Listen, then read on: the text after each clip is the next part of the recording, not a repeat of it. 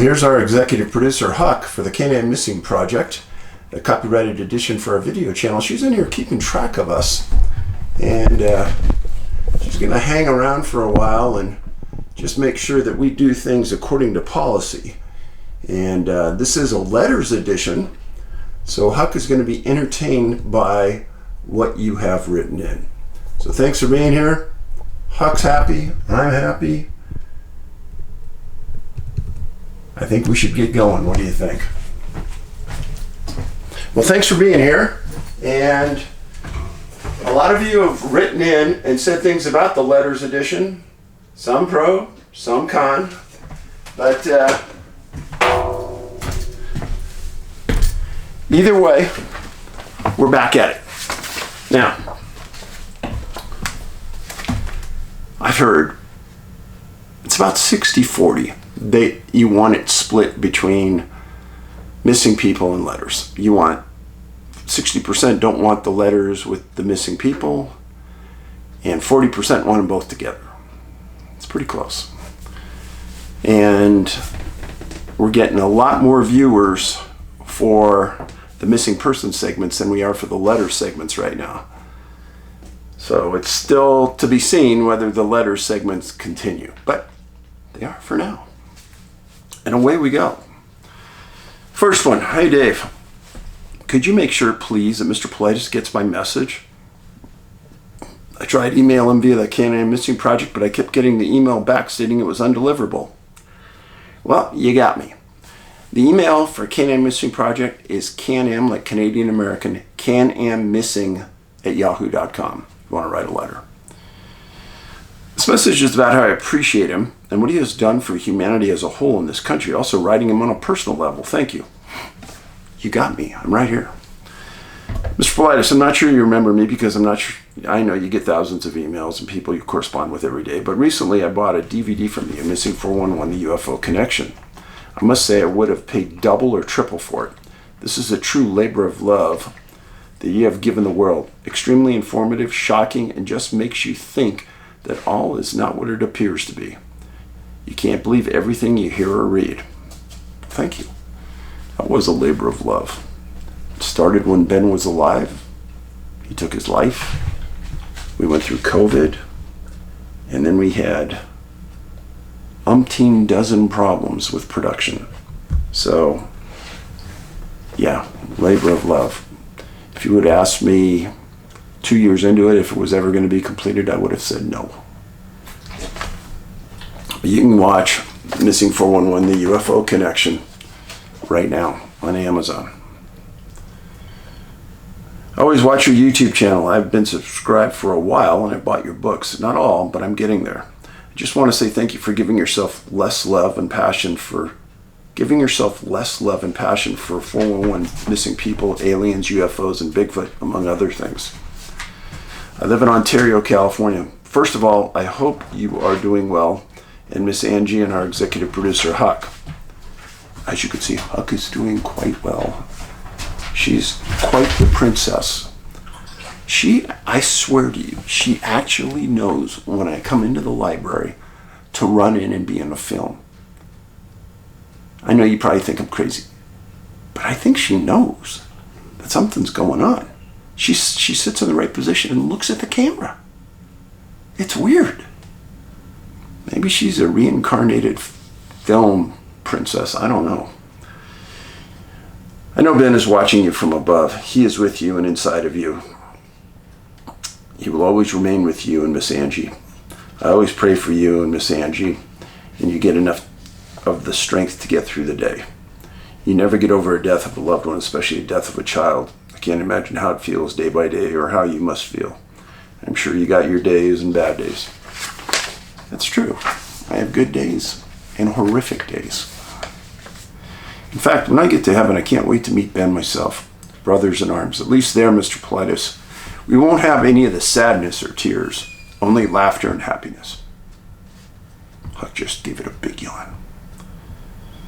You know, Mr. Paulides, I am Ben's age. I'm suffering through depression and anxiety since I was 16 years old. 32 years later, I'm still here. There are days when I feel so lonely and complete void. I take medication and see a therapist from time to time. I wish my father understood and supported me with this illness as you did for Ben. This is unconditional love. You see, my father, when I initially was diagnosed, thought it was in my mind. Nothing is wrong with you. Shake it off. You'll be fine. So let me say something. Some people are not educated. It's not that they're mean. It's not that they don't care. It's just that they're not educated. Don't hold it against them. A lot of times parents don't want to believe that something coming from them has something deeply wrong and unsettled. So they want to blame it on you. Don't take it personal. Nothing is wrong with you. Shake it off. You'll be fine. You need to focus on other things. Keep yourself occupied. You know, Mr. Paulides, for the most part, he never understood the pain I was going through. Him and my mom just recently, for the past 10 years, have turned around and supported me to a certain extent. Nowhere near the way you have for Ben. When I started taking medication, he was supportive. Then he said, "How long do you have to take them? Your doctor does not know anything," etc. I told him, "You're not a doctor. You think you are. I enjoy taking medication." I told him I don't enjoy it. Anyways, the sadness it brings me is I went crying to sleep so many times that I can't count. Felt so lonely, like a complete void, total darkness. I made it because of one person, Jesus Christ, our Lord and Savior. At times I would tell Jesus, "Take me so I can rest in heaven on your lap."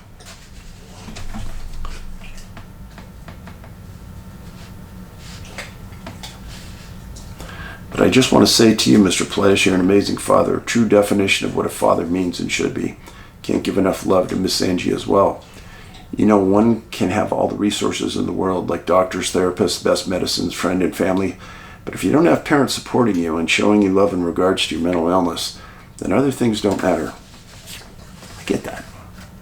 I get that. You gotta have supportive people around you. You'll find when you get older and your parents aren't here, at the beginning it's a little sobering. You look around, where's mom? Where's dad? And then you have to look towards the people you've invested in. Wives, girlfriends, husbands, boyfriends, aunts, uncles, to help you along the way. This is an important fact in moving on in life as you reach obstacles, medical, physical, mental. Honestly, Mr. Paulides, some people might disagree with me, and that's fine. I'm not downplaying any physical illnesses whatsoever, cancer or other diseases, but sometimes when I went through this, I wish I had a physical illness instead of a mental. At least you know what is, and you can try to live with the best you can with medicine or whatever it may be. Mental illness, there is no cure. It ravages your brain and thinking like no other. Anyways, thanks for your precious time. God bless you, Miss Angie and Huck, and my brother, your son Ben, is already being blessed in heaven. Please. So, I have deep compassion for people with mental illness just because I've lived with it, lived around it. And I am hoping and praying for a breakthrough on the medical side with this. There's not enough resources going into it. If there's a billionaire out there that could really do something for the world, it would be bring the best minds in the world together that are the cutting edge minds to see what they could do to overcome some of these issues. Next letter. Hey Dave, over my life I had numerous supernatural experiences. At age 15 I was awakened one night and was unable to move or make a sound. There were two bright lights in my window and a strange whooshing sound. Back then we slept with the windows open. I was terrified to the point I had tears rolling down my face. I was trying so hard to scream for my mama and daddy. I fought this till daybreak. Finally I was able to move. I immediately told my parents what happened. My dad, an ordained minister and educated theologist, my mother, a degreed teacher of special education, seemed as though they believed me. It was a strange conversation. I experienced the same event twice more. Once I had bruises on my legs and arms. The last time I at that residence came with a vision of something that appeared like a goat's head with horns. It spoke to me and said, "Come with me." I hollered out, "No." Both my parents came into the room. I told them what happened. Although they looked perplexed, never said a word. Later, before we moved, my dad gave me a book by John Wesley, founder of the Methodist Church. We are Methodist. He spoke in this book about demonic activity he experienced as a young boy. Some of it fit what I experienced. 2 more times this happened. Both times the vision stated, "We were just watching you." Since that, I don't sleep well. There have been really odd, frighteningly real dreams. I'll send more experiences over time. Recently, I had a major stroke at 59 years old. I've worked in mental health and substance abuse for 17 years. My heart aches for your sorrow of your son. This country fails miserably with providing adequate care for those struggling with mental health. Please encourage people to write your state senators and provide more grant money to treat people better. It can be done. I've had a couple of supernatural experiences since the stroke. I'll share another time. Thanks for reading this. I know your time is valuable. Are any of your books in large print? The stroke diminished my eyesight terribly. I've watched your videos, quite fascinating, intriguing, considering I thought I was alone in my unusual life. Thank you for opening the door for people to grasp an insight into the unseen realms. Well, thank you for writing. I appreciate it. We did make the last 2 books in bigger print. Now, I'm not sure what she means by big print, but bigger print from a standard paperback book. Missing 411 Montana and Missing 411 Idaho are both bigger printed books. And I had so many positive responses from this, I'm probably going to keep going at that.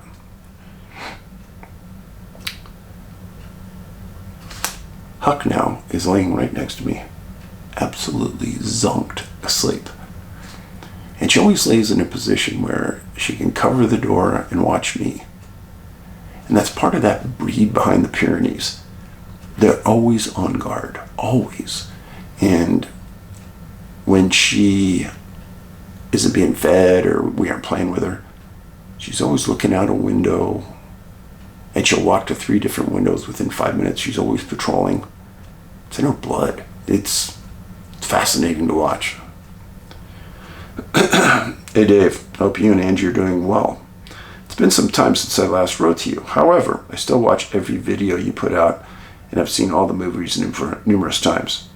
Oh, by the way, Huck is doing a fabulous job as executive producer. Don't let her get a big head. I should be whispering. I don't want her to hear it. Anyway, something very unsettling happened today, and I only hope to God this isn't what I think it could be. We all, well, you and I, hopefully the rest of the village, are pretty aware of what country our prescription drugs are made in, right? Yeah, they're made in China.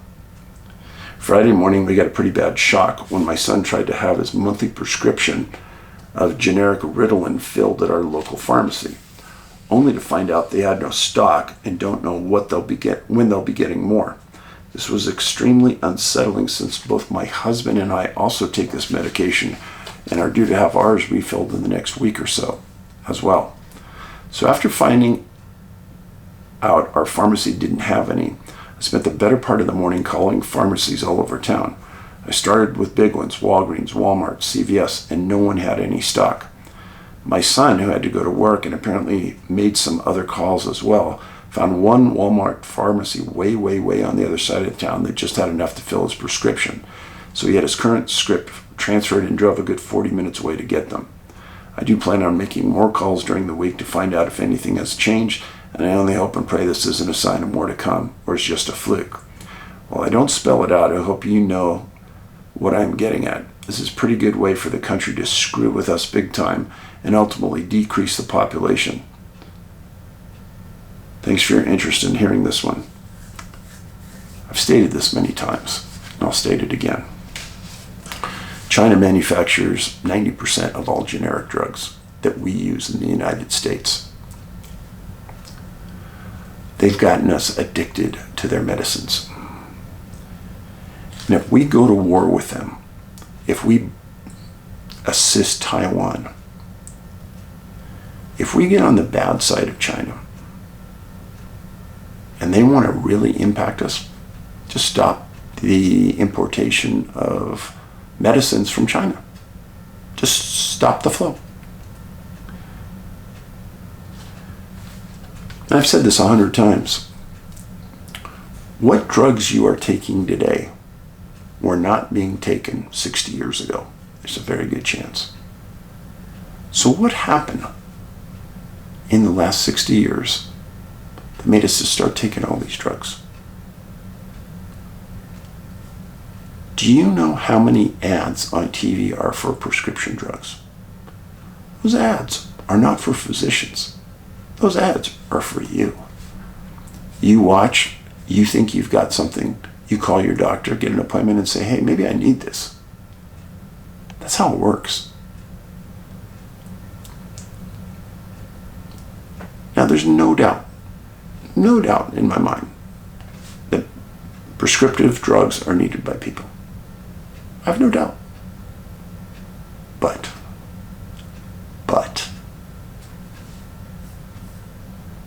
if we get into a conflict with China, the people taking those prescription drugs are the ones that are going to suffer hugely. Hugely. Number one, drop weight. Start exercising. Two things. We are an obese nation that's lazy. And people give me a million reasons why they can't exercise. Oh, I can't because of this. I can't because of that. I get all that.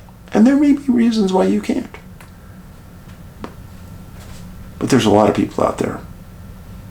A lot. The vast majority. That just are lazy. Don't want to do it. Can think of excuses why not to do it. And that laziness, that inactivity, leads to you taking more medications. And once you're hooked, China's got you. And if we get into a conflict and they shut down the prescriptions into our country, we're going to lose a lot of people, no doubt. A lot of people. A couple of recommendations that this person couldn't get their medications. Mark Cuban started an online pharmacy. And I would definitely look into that. Rather than trying to get it all the time from your local stores, go to the online pharmacy, get it overnight. It's a lot less expensive than the pharmacies in your area in many cases. That's what I'd do if I was trying to get a prescription and I lived in an area where I couldn't get them. Second thing, Angie's an RN. She's a health fanatic. I've learned so much from her about health. And she doesn't follow mainstream medicine per se. She's willing to look outside the box.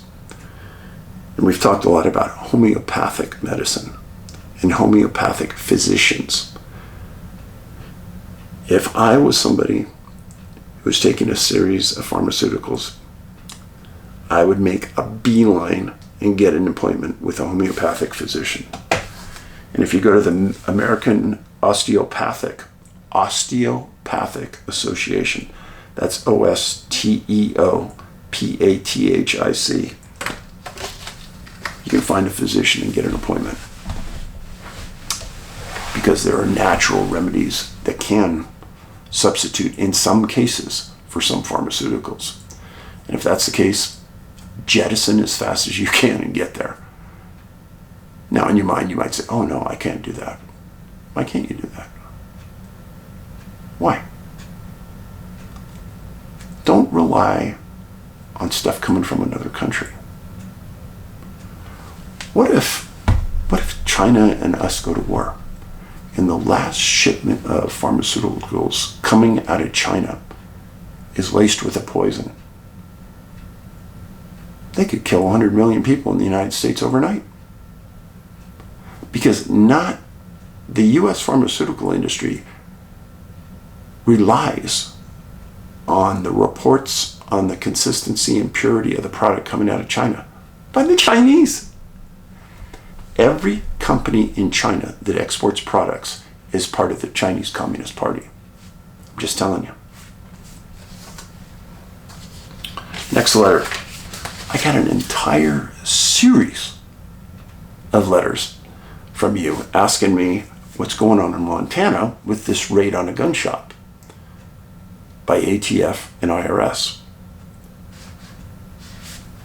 So this came from Zero Hedge. Armed ATF and IRS agents hit Montana gun store with Soviet-style intimidation raid. Heavily armed agents from, just in case somebody tries to thwart me on this. It was on Zero Hedge, June 18th, 2023. Heavily armed agents from the Bureau of ATF and IRS raided a gun store in Great Falls, Montana last week in what was described by a local lawmaker as a Soviet-style intimidation raid. Tom Van Hoos, the owner of Highwood Creek Outfitters, told the local media outlet KRTV that 20 heavily armed agents swarmed the gun shop on Wednesday morning, confiscated 13 years of 4473 forms, and copied the firearm acquisition and disposition book. Quote, "The fact that they think we make so much money as a gun business that they had to come investigate all the thousands and hundreds of thousands and millions of dollars or whatever if we supposedly absconded with. Anybody that knows the margins in the gun business knows they're not that high," said Van Hoos. He said the reason for the raid is unclear. He believes it could be part of a nationwide trend by Biden's ATF. "I can only assume that it's because the style of weapons that we have at the press that's so against them. So the current administration seems to be hell-bent on getting those guns out of the hands of average Americans." Van Hoos spoke to the firearms blog The Truth About Guns, stating that the IRS claimed he had underreported and failed to report millions of dollars of income. The shop owner denied the accusation. On Friday, Congressman Matt Rosendale sent a letter to ATF Director Stephen Dettelbach and IRS Commissioner Daniel Werfel asking for answers and calling the raid outrageous. Under Dettelbach's leadership at ATF, a pattern of intimidation and harassment against hardworking Americans has emerged. Montanans will not tolerate these political witch hunts. I remind both the director of the IRS and ATF that Congress has the power of the purse, and I will ensure that funding for these agencies is not weaponized against American people, Rosendale said. He continued, "I request that ATF and IRS cease conducting these Soviet-style intimidation raids."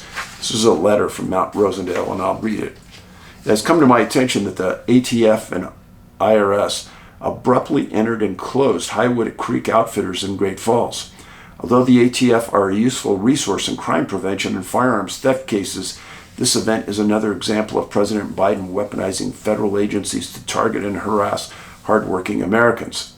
While we wait to hear more details and rationale behind the raid, given the positions of the Biden administration, this raid appears to be an attempt to intimidate firearm dealers and owners. This particularly worrying given that it comes just weeks after the ATF closed a gun store in Cobb County, Georgia without any advance warning. A pattern of intimidation and harassment seems to be emerging under the director of ATF's leadership. This pattern appears to be orchestrated directly from the White House, as evident by the fact sheet released by the Biden administration, where they detail their plans to hassle mom-and-pop gun shops over minor record-keeping and paperwork discrepancies. During my visit to Highwood Creek Outfitters, I learned that the IRS confiscated all the 4473 forms from the store. This means that the sensitive personal information of any customer, even to purchase a firearm at the outfitters, is now in the hands of the IRS. These background check forms include no financial info. There is no discernible reason why the IRS would need these forms.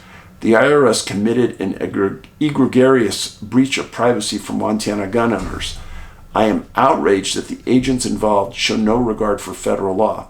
Although there are still some murky details regarding the events at Highwood Outfitters, there is no circumstance at which the 4473s would be necessary in an investigation spearheaded by the IRS. Highwood Creek Outfitters serves the community of Great Falls, not only as a firearms dealer, but also as an indoor range where Montanans can practice with their firearms in a safe environment, even providing local law enforcement agencies with a place to practice with their weapons. I request that the ATF and IRS cease conducting these Soviet-style intimidation raids. Matt Rosendale. I gotta say, this made huge news in Montana. And I'll also say that Matt Rosendale is a very strong supporter of our constitutional rights. And it's good to see him stand up. It's still a bit unclear what's going on there, and IRS and ATF haven't made it explicitly clear what they're doing. But the forms that they confiscated, as Rosendale outlined, doesn't make any sense that IRS would want them. Next letter. Hey Dave, I started watching your videos maybe 2 months ago.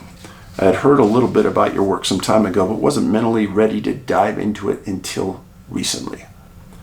Speaking of not being mentally ready, I'm reminded of something you've mentioned regarding people who are critical of your work, particularly those who haven't watched the movies to better understand the gravity of the issue.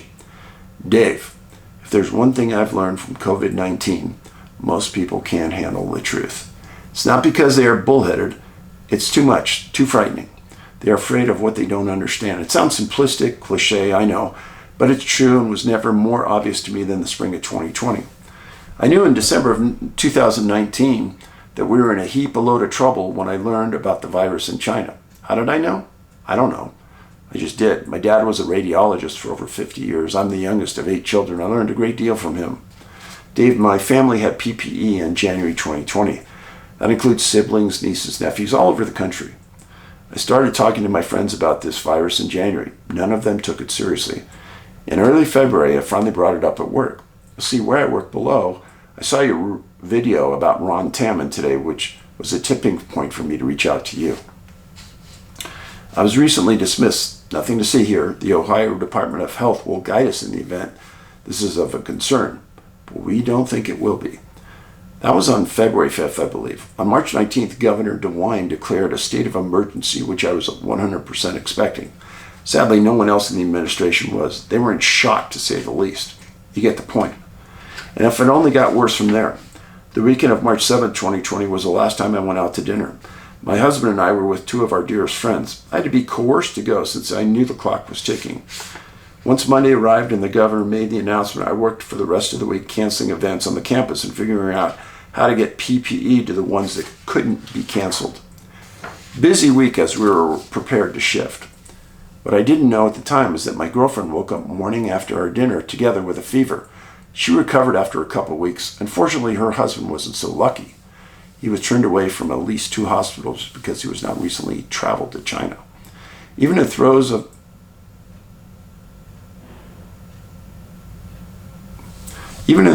of their illness, my friends couldn't admit they had COVID-19. It wasn't until a couple days before his death when the doctors made the conversation could she admit it. People fear what they don't understand. It's a lot easier for some to downplay something they don't understand or accuse others of spreading false information, as so many of I have learned. I spent the first 2 years of the pandemic grieving for all those lost, but especially my friend who I felt should have been able to save. I know you are all too familiar with grief. I'm so sorry you lost Ben, Dave. I'm very familiar with the struggles of mental illness. My mom was bipolar, my brother is schizophrenic. Never a dull moment in our household growing up. I could not believe my ears when you started talking about Miami University. I had no idea until today. I wonder if I met Ben. I've been working at Miami for over 25 years. The last 15 plus I've been in the president's office planning and coordinating events. I had numerous interactions with the hockey team. I was very close with Rico and his wife Susan. Small world. Well, if you were friends with them, then I'm sure you met Ben at some point.